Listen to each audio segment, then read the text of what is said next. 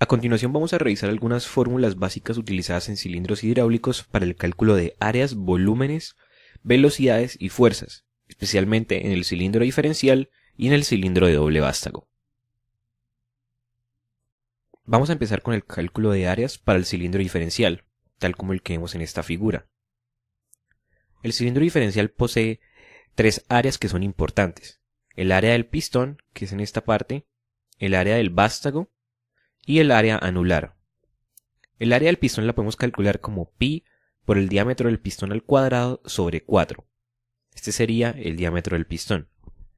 El área del vástago la podemos calcular como pi por el diámetro del vástago al cuadrado sobre 4, donde este sería el diámetro del vástago.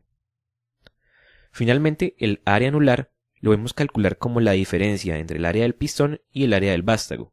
De esta manera quedaría el área anular como pi por el diámetro del pistón al cuadrado sobre 4 menos pi por el diámetro del vástago al cuadrado sobre 4.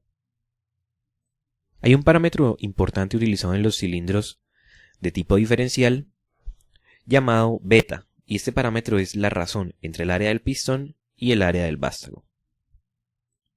Por otro lado, en el cilindro de doble vástago tenemos que las áreas de ambos lados son iguales, A1 es igual a A2, y estas dos áreas corresponden a áreas anulares tal como veíamos acá en el cilindro de tipo diferencial.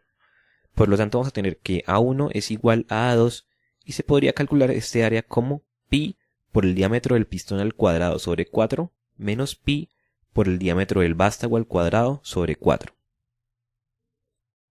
Ahora pasamos al cálculo de volúmenes. Básicamente el volumen va a ser igual al producto entre el área y una distancia. Acá en esta primera imagen tenemos el caso de un cilindro diferencial. En este caso, este cilindro ha avanzado una longitud X y tiene determinada carrera. El volumen 1, que sería en el lado del pistón, puede ser calculado como el producto entre el área del pistón por la longitud que ha avanzado. Y el volumen 2 puede ser calculado como el área anular por la carrera menos la distancia que el cilindro se ha movido. Para el cilindro de doble vástago tenemos que el volumen 1 puede ser calculado como el área 1 multiplicado por X, que es la longitud que ha avanzado el cilindro. Y el volumen 2 es calculado como el área 2 multiplicado por la carrera menos X. Hay que recordar que para este tipo de cilindro, el área 1 es igual al área 2. Ahora vamos a analizar cómo se da el cálculo de las velocidades. Para esto, vamos a ayudarnos con la siguiente imagen de un cilindro de tipo diferencial. Este cilindro posee en esta cámara un área de pistón y en esta cámara un área anular. El vástago se mueve con una velocidad de avance que ya vamos a ver cómo se calcula, y tenemos entrada de caudal por este puerto, el cual va a ser igual al caudal que envía la bomba, y por este puerto tenemos la salida del caudal. Vamos a partir de la fórmula básica, la cual dice que el caudal es igual a la velocidad por el área. Para calcular la velocidad de avance, vamos a ayudarnos del caudal que envía la bomba. En este caso, la velocidad de avance va a ser igual al caudal de entrada, que es el caudal de la bomba, dividido entre el área del pistón, ya que el caudal entra a esta cámara. Por otro lado, el caudal de salida va a ser igual a la velocidad de avance por el área anular. Durante el retroceso del cilindro tenemos que el caudal entra por este puerto y sería el caudal que envía la bomba, y tenemos la salida del caudal por este otro puerto. De nuevo partimos de la fórmula básica, la cual dicta que el caudal es igual a velocidad por área. En este caso, la velocidad de retroceso sería igual al caudal de entrada, que es el caudal de la bomba, dividido entre el área anular, ya que entra por este puerto y ocupa esta cámara. Y el caudal de salida del cilindro va a ser igual a la velocidad de retroceso por el área del pistón. Ahora vamos a ver cómo se da el cálculo de velocidad para cilindros de doble vástago. En este caso, las áreas de ambas cámaras son iguales y van a ser A. Tenemos la entrada del caudal por este puerto y la salida de caudal por este puerto. Partimos de nuevo de la fórmula básica, donde caudal es igual a velocidad por área, y en este caso la velocidad de avance sería igual al caudal de entrada, que sería el caudal de la bomba, dividido entre el área. Por otro lado, el caudal de salida sería igual a la velocidad de avance por el área. En el caso del retroceso es muy similar, únicamente cambiamos los puertos por donde entra y sale el caudal. En este caso la velocidad de retroceso va a ser igual al caudal de la bomba sobre el área y el caudal de salida va a ser igual a la velocidad de retroceso por el área.